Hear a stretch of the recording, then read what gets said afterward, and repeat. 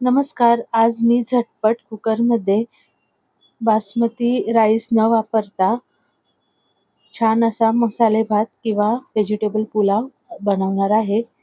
इथे मी अर्धा तास तांदूळ भिजत ठेवला होता.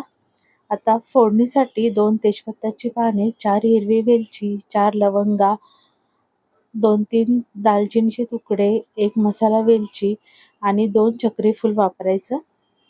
आता तुम्ही हा राईस तेलामध्ये किंवा तुपामध्येही करू शकता. मी तेलात केला आहे कारण थंड झालं की तो थोडा आळला जातो. यानंतर छान आपले मसाले, खडे मसाले तडतडले व्यवस्थित. यामध्ये पातळ कापलेला कांदा घालून घ्यायचा आहे. कांदा एकदम पातळ कापायचा म्हणजे तो पटकन परतला जातो आणि कांदा लवकर शिजण्यासाठी यामध्ये मी पूर्ण जेवढ्या राईससाठी मीठ लागणार आहे तेवढं एकदाच घालून घेते आहे. इथे मी वाडा कोलम राईस वापरला आहे. तो 1.5 वाटी घेतला आहे आणि अर्धा तास धुवून त्याला पाण्यात भिजत ठेवला होता. तुम्हाला हवं असेल तर तुम्ही बासमती राईसही वापरू शकता.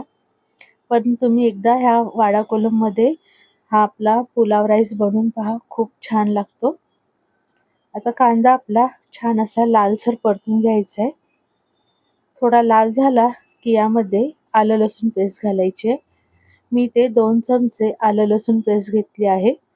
आलं लसूण पेस्ट जास्त घातल्याने आपला राईस खूप छान टेस्टी बनतो. तुम्ही एकदा वापरून पहा. जास्त थोडीशी घालायची आणि ताजी बनवायची आलं लसूण पेस्ट. विकतची किंवा आधी बनवलेली नको, तुम्ही फ्रेश बनवा. खूप छान टेस्टी राईस बनतो.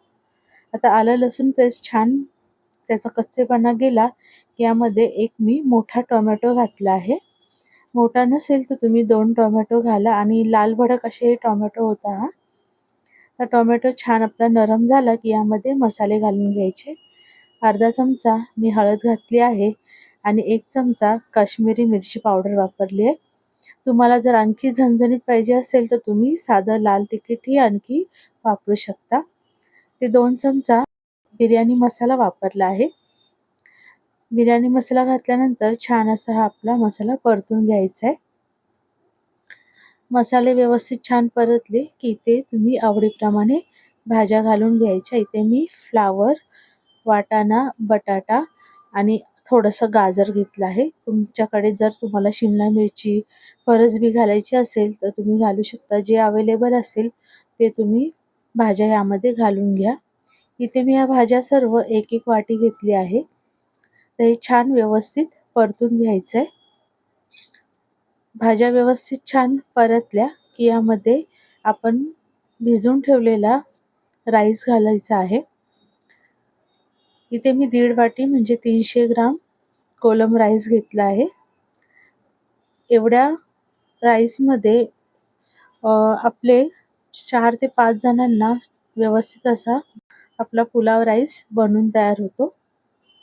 आता हे आपण जास्त न परतता हलक्या हाताने थोडंसं परतून घ्यायचं आहे म्हणजे आपल्या राईसचे तुकडे होणार नाहीत. कारण ते भिजवले असल्यामुळे त्याचा तुकडे पटापट होऊ शकतात. म्हणून थोडंसं त्याला हलवून घ्यायचं आहे.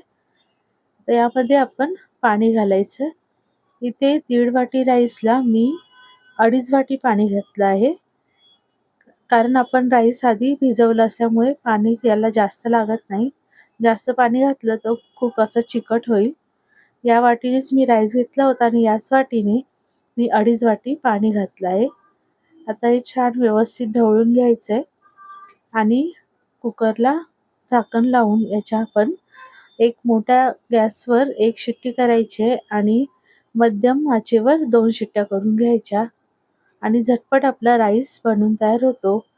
आता कुकरच्या शिट्ट्या झाल्या की 10 मिनिटांनी कुकर खोलून पाहायचा.